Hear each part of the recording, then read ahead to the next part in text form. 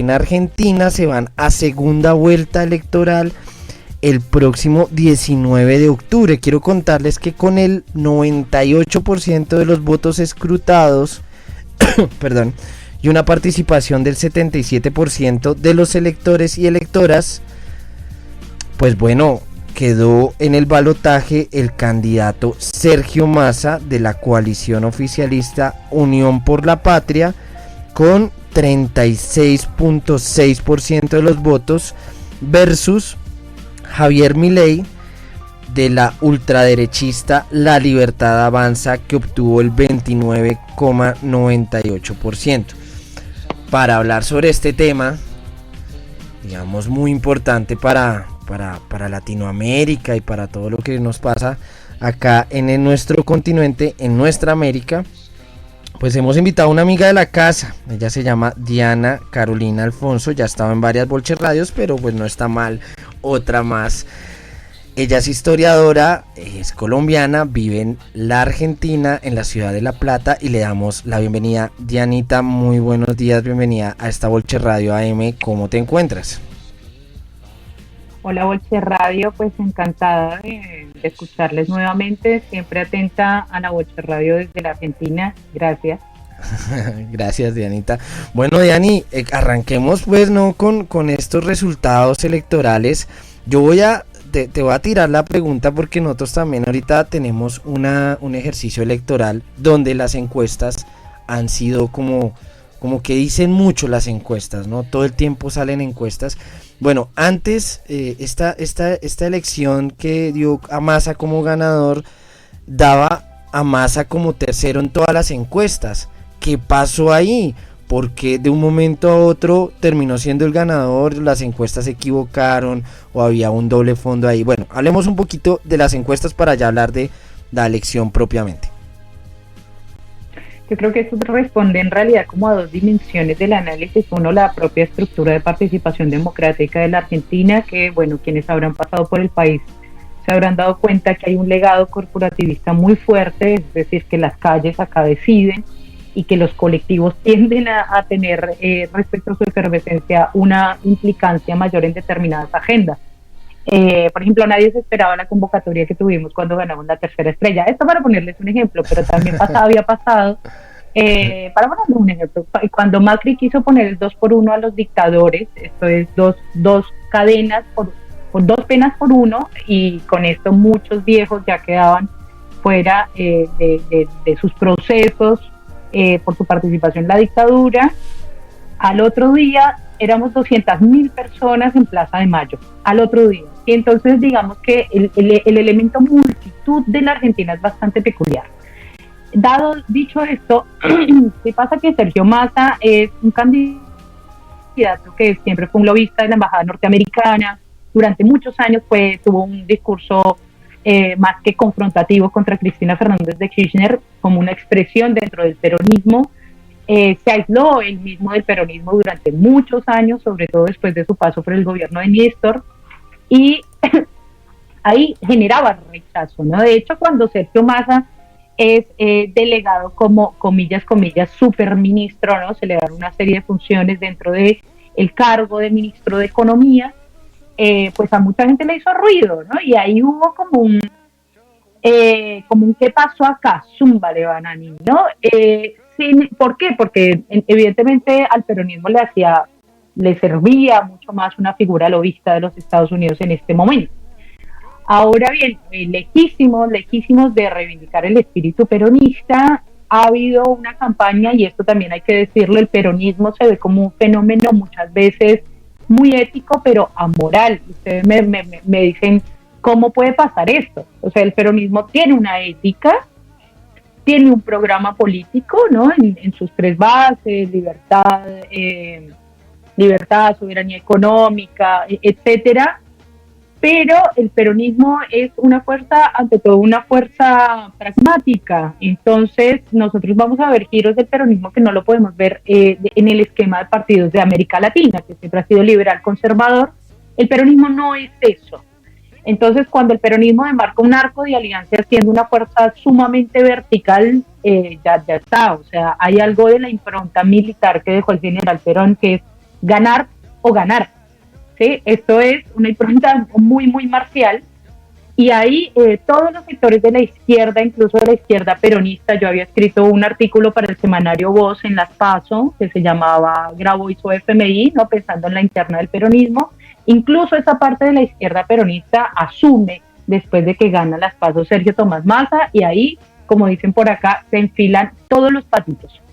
Y todo el mundo va bajo ese solo eje. Después de eso también hubo una cierta campaña del miedo que yo apoyo y muchos de nosotros apoyamos. Por ejemplo, el Ministerio de Transporte y Comunicación de la Argentina manda una misiva la semana antepasada diciendo, bueno, quienes quieran renunciar al subsidio de transporte en Argentina lo pueden hacer. Hasta ahora todos pagamos 53 pesos el tren, sin el subsidio del Estado argentino vamos a pasar a pagar 1.000 pesos. Entonces dejó abierta la ventana para que la gente pudiera bajarse del subsidio del Estado. Y ese tipo de campaña de terror, yo creo que fue muy persuasiva para un sector que ya no estuvo en las pasadas elecciones. 5 millones de electores dejaron de participar en las PASO, 5 millones. Y ahora, por ejemplo, se registraron casi 3 millones más de participantes en favor de Sergio Tomás Massa. Es decir, que ese electorado que evidentemente está cansado, está reventado por la economía, que siempre fue un electorado o progresista o directamente peronista, volvió a las urnas. Por esos elementos se explica el subidón de Sergio Tomás Massa. Por el contrario, por ahí Milei se estancó, ¿no?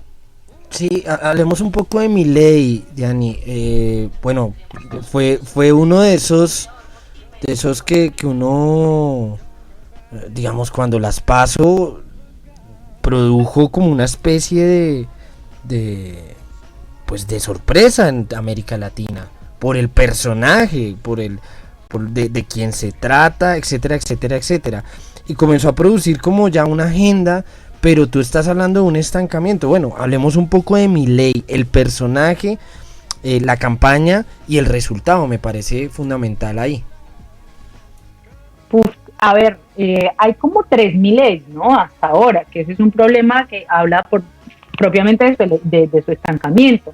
El primer Milei, un Milei en el Congreso, ¿no? También fue una sorpresa que Milei llegara al Congreso hace 4 años. Un Milei muy violento, verbal e incluso físicamente, un tipo muy sacado, digamos, y sobre todo él llega al Congreso como un outsider. Llega de hecho con mucha participación de la gente desencantada, enojada, toda una generación que ha crecido en los últimos 8 años que no vio la potencia del Estado Social de Derecho, que es la gran bandera del peronismo, el Estado presente, Lo cierto es que han sido 8 años de crisis y hay gente, los primeros votantes, o sea, el electorado de Milei está entre los 16 y los 24 años. Eso es un temón, porque es toda esta gente que ha crecido caída, si se quiere, del proyecto distributivo del peronismo. Y ahora, para la campaña electoral, Milei toma otra relevancia, se eleva, creemos, por la propia crisis de la derecha liberal argentina, ellos también como proyecto político en crisis.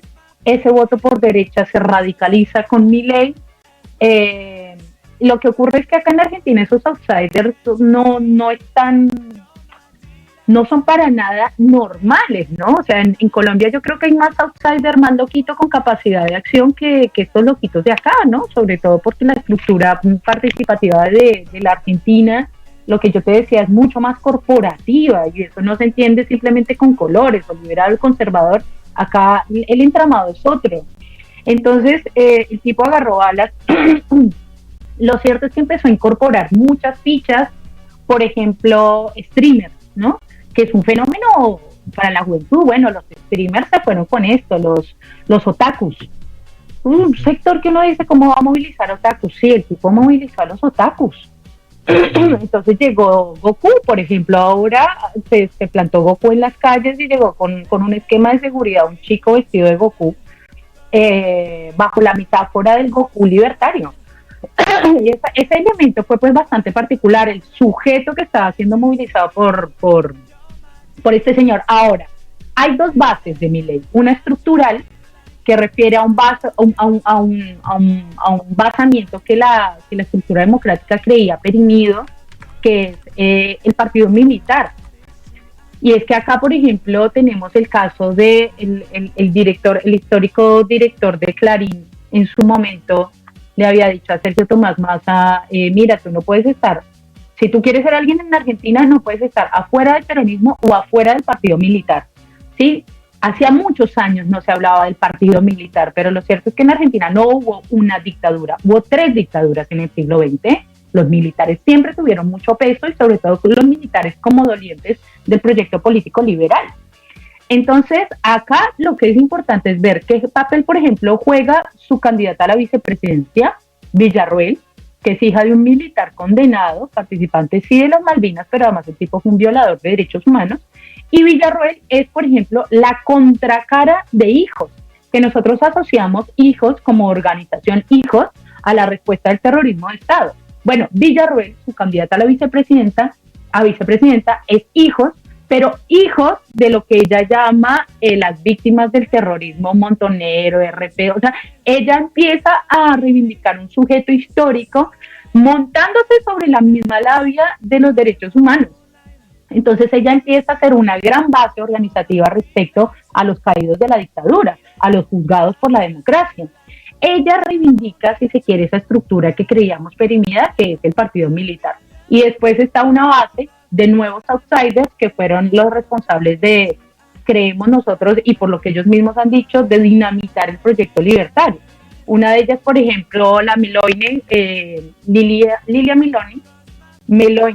Meloni, se me va el apellido ahora. Bueno, esta chica, por ejemplo, es una de las otakus más famosas de la Argentina, y en un momento le preguntaron, ¿usted qué hace en la campaña de Milei? Y ella dice, pues yo actúo caracteres, ¿no? A mí me piden que yo me disfrace de hada madrina, pues yo me disfrazo, de Tomb Raider yo me disfrazo, y hoy llevo el disfraz de candidata a la legislatura. Y entonces esta pelada, por ejemplo, llega y dice en un momento que los varones tienen capacidad, tendrían que poder renunciar a su paternidad.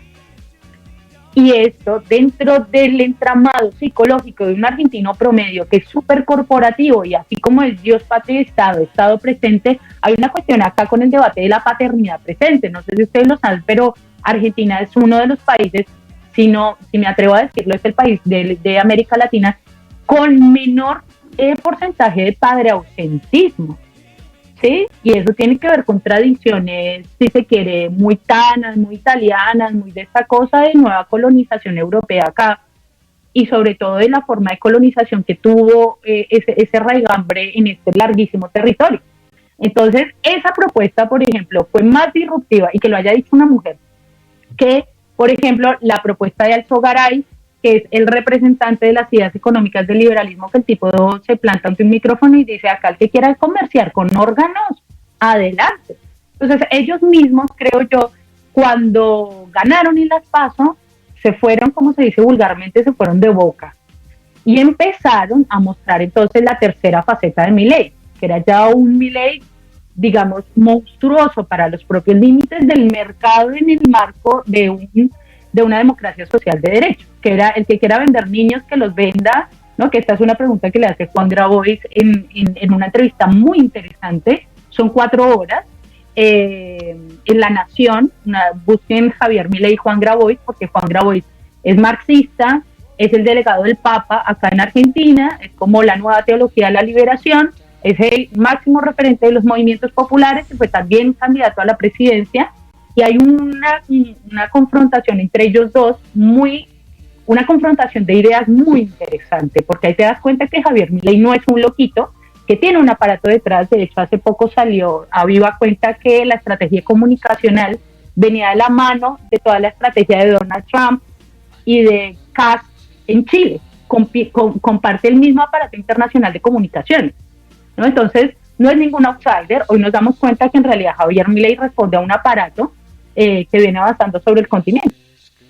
Bueno, Diana, precisamente sobre ese aparato que tú mencionas, bueno, algunos teóricos como Stephen Forti mencionan como el ascenso de la nueva derecha, por ejemplo, en Europa, digamos en el caso del libro que él tiene, plantea principalmente cómo han sido esas estrategias discursivas que han calado tanto en generaciones, en las generaciones más jóvenes, como en su momento hace un siglo hubiera calado también los discursos fascistas y nazistas en Europa.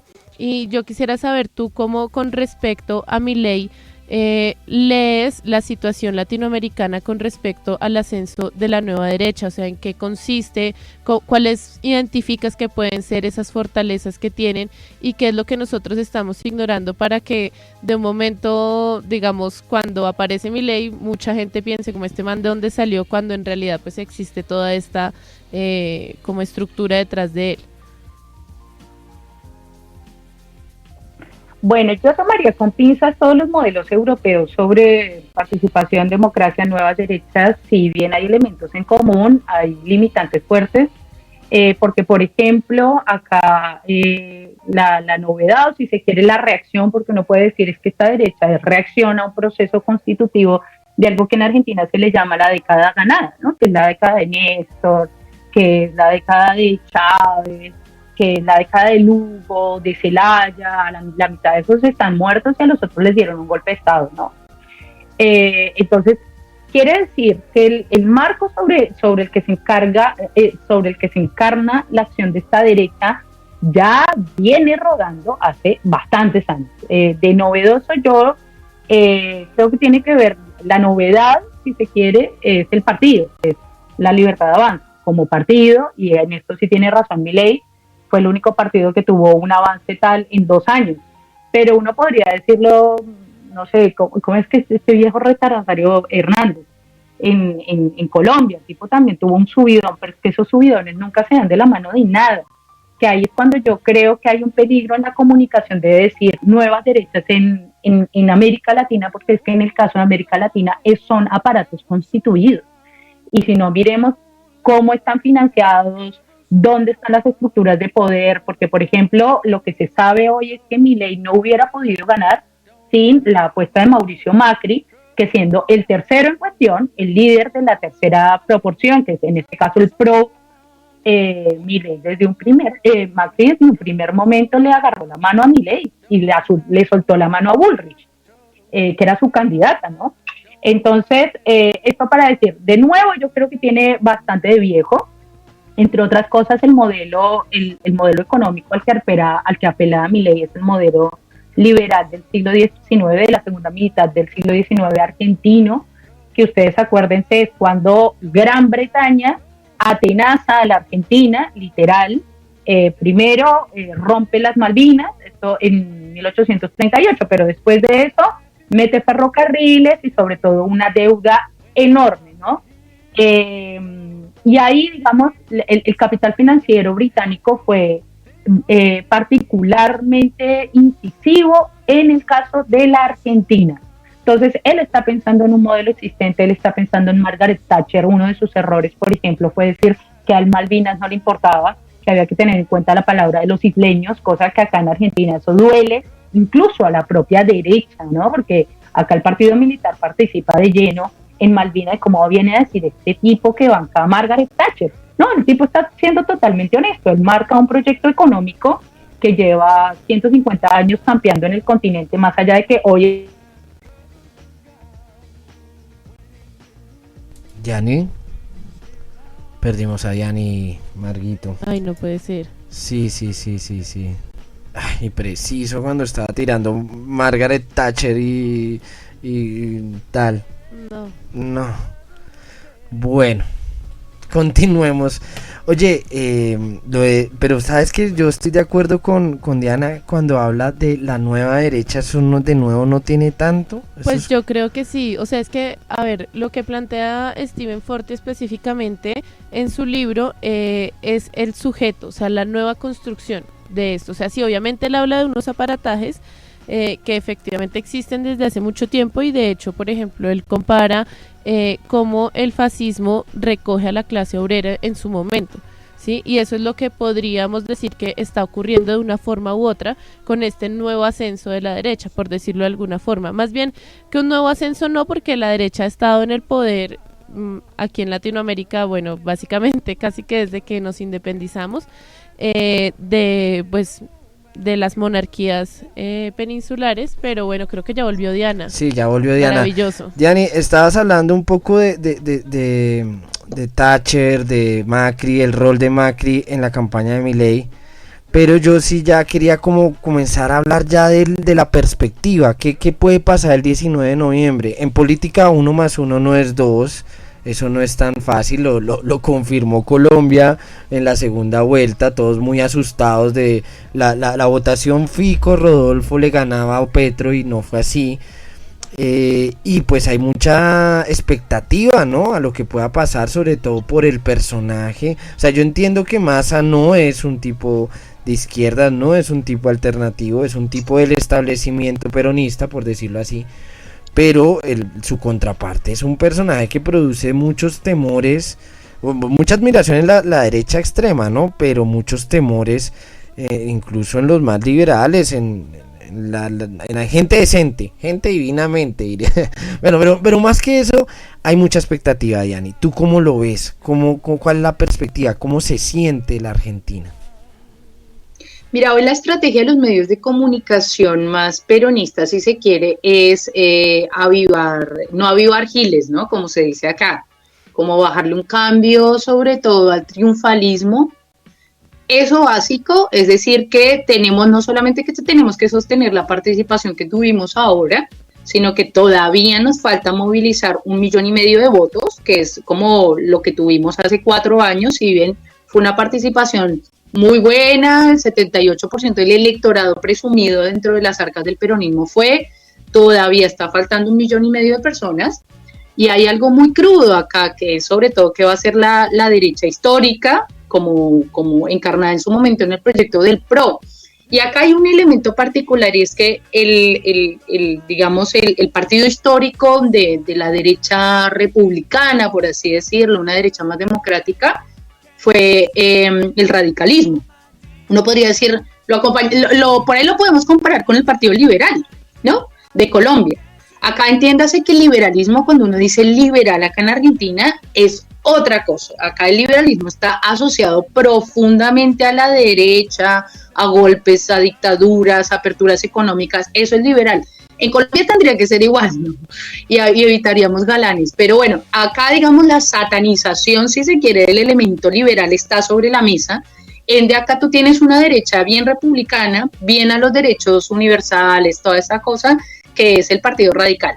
Y el Partido Radical ha tenido una estrategia desde la derrota sustantiva de Cristina como proyecto de este kirchnerismo. Se ha visto que el radicalismo ha crecido mucho en alcaldías, las gobernaciones. Hoy tienen la mayoría de las gobernaciones y sin embargo no cortan el bacalao. Milei, por ejemplo, atacó fuerte a uno de los grandes acá del radicalismo, que fue Alfonsín, el presidente que recibió la democracia, lo atacó durísimo, y hoy lo que está haciendo Milei es decir, oye, no fue tan así, ¿no? Tratando de disputarle al radicalismo. Hoy, de hecho, en un par de horas estamos atentos a que el radicalismo, porque el radicalismo se reunía hoy a ver qué onda.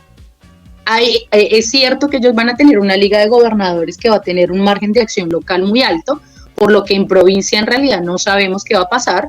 Sí podemos presumir algunas cosas. De esos 8 gobernadores que tienen estos, 8 o 9 que tienen por derecha, lo más probable es que la línea nacional del Partido Radical sea o abstención o bancar los trapos con Massa. Entonces, eso, por ejemplo, daría un plus decisivo para la campaña de Massa. Casi que les digo que dependemos de ese voto radical. Después, hay otra estrategia que tiene más con socavar las bases del propio Milei, y es que Milei, no sé si ustedes han visto con su discurso bastante nazista, ayer lo entrevista Majul, que es uno de estos, es el Darcy Quinn colombiano, Disculpen estos parangones que hago, quiero que me, Está bien, que me entiendan. El Majul es el Darcy Quinn colombiano, mediocre con un micrófono, pero tremendamente eficaz. Y el tipo, Milei, siendo una de sus primeras entrevistas después de estas elecciones, le dice, mira, ¿viste el Ministerio de Capital Humano que queríamos montar? Bueno, lo cierto es que los zurdos son buenos en esto. Y hace un llamado a Miriam Bregman, ¿no? Que esto ya es como, uno dice, el ascenso del último Milei prepaso fue un ascenso muy ideologizando a su base cuáles son los conceptos del liberalismo, cuál es la escuela austríaca. El tipo llegó con un testamento debajo del brazo a pedagogizar a su base y a darle elementos muy claros de su dogmática, y hoy lo está licuando. Entonces eso se puede entender como tiros al pie del propio Milei, ¿no? De un tipo que nunca estuvo en un espectro tan de largo alcance. Lo cierto es que Patricia Bullrich, ¿no? Que es Bullrich, uno de los apellidos históricos apropiadores de la Patagonia, mata indios, o sea, los Bullrich llevan 200 años destruyendo el país, son los dueños del campo. La Bullrich, si bien muy insultada por Milei, va a poner el otro 50% del caudal que necesita también Milei. Yo no creería que que nos tenemos que subir en una victoriosa. Es un bajón salir a militar a Massa, pero hoy Massa, compatriota, amigo, compañero, aliado, aliade, todo lo que tiene que ser Massa, y vamos a montarnos sobre esa, pero la militancia de este mes va a estar dura. Lo cierto es que incluso los poderes fácticos, los poderes financieros y demás confían más en Massa. Por eso se cree, Estados Unidos confía más en Massa. Por eso se cree que algunos sectores pues ya lo dan por ganador a Massa. Pero no estaría del todo cerrado para nada. Yo lo veo con más peligro. Y bueno, Dianita, yo creo que finalmente hay que preguntarte por la UP Argentina. ¿Cómo va eso? ¿Cómo va la militancia, el pacto allá en el exterior? Pues porque tú no solo eres una curtida analista del proceso político argentino, sino toda una militante colombiana en la Argentina. Bueno, ¿cómo va el pacto? Hermosamente acá el pacto va bajo un esquema muy unitario. Estamos muy contentos y contentas porque este año, por ejemplo, tuvimos un abrazo del Ministerio de Cultura con la financiación de un proyecto muy lindo para aterrizar, por ejemplo, el proyecto de Paz Total acá en La Plata, en la ciudad de Avellaneda, que es otra de las ciudades cabecera. También vamos a estar haciendo este fin de semana una cumbiatón hermosa, bajando nuestro programa Vía Cultura, y en Buenos Aires en la Marcha del Orgullo, que es la marcha del orgullo más grande de América Latina, pues también vamos a estar haciendo fuerte campaña del Pacto Histórico con este abrazo del Ministerio de Cultura. Es la primera vez que el Ministerio de Cultura banca un proyecto para la migración y tiene en cuenta al sujeto diaspórico como un sujeto de relevancia para el tejido del programa Potencia Mundial de la Vida. Nosotros y nosotras como Unión Patriótica ahora nos centramos fuerte en la campaña migrante No Vota Milei, junto con otros aliados y aliadas, por ejemplo, de los partidos ecuatorianos, incluyendo el partido de Rafael Correa, Revolución Ciudadana, y el Partido de los Trabajadores de Brasil, con quienes venimos articulando nuestra política partidaria en la ciudad de La Plata. Entonces ahí hicimos una junta y por suerte la campaña migrante No Vota Milei tuvo sus plus. Por ejemplo, en la ciudad de La Plata, el candidato peronista que no ganaba hace más o menos 10 años, ganó con el voto migrante, ganó con los 3.000 votos migrantes. Todavía estamos en recuento. Este viernes se tendrá que oficializar la cifra, pero la migración viene incidiendo fuerte, y nosotros y nosotras como parte de la Unión Patriótica, con un programa de izquierdas, que acá en Argentina, teniendo la hegemonía del peronismo, danzando pues posicionarse como una fuerza extranjera y además con una fuerte raigambre marxista-leninista, pues no es del todo fácil. Entonces esos son nuestros retos. Sin embargo, nosotros sí creo que hemos adoptado una lectura muy positiva sobre el pragmatismo del peronismo, y sobre todo con un memorial de participación territorial muy amplio. Entonces la unidad de la Unión Patriótica es clave para la unidad del Pacto Histórico allá en Colombia, acá, sobre todo porque dada la incorporación de cuadros nuevos, jóvenes, etcétera, la Unión Patriótica es siempre formativa, ¿no? Entonces nosotros al interior del pacto puede decirse que tenemos una función muy formativa, de recordar siempre dónde está el programa, dónde estamos nosotros y de hacer un puente de mundo hacia Colombia, porque reitero, digamos, hay otras estructuras de la migrantada colombiana que suelen tener dobles, triples militancias en territorio argentino. Nosotros militamos por el programa colombiano y en relación a ello articulamos en territorio argentino. Entonces creo, y te agradezco un montón esta pregunta porque me parece súper necesario que la gente sepa que afuera estamos militando nuestro programa político, tanto el programa del pacto como el programa de la Unión Patriótica, que es un programa por la vida, y sobre todo que estamos liderando procesos de avanzada para la democratización del continente. Gracias, Diani, por estar esta mañana en La Bolche Radio, y bueno, estaremos muy atentos de lo que pase el 19 de noviembre con el balotaje entre Milei y Massa, y lo que siga pasando con el pacto histórico en la Argentina. Gracias, Diani, por estar esta mañana. Gracias a La Bolche Radio y les seguiremos escuchando todas las mañanas. Un abrazo enorme.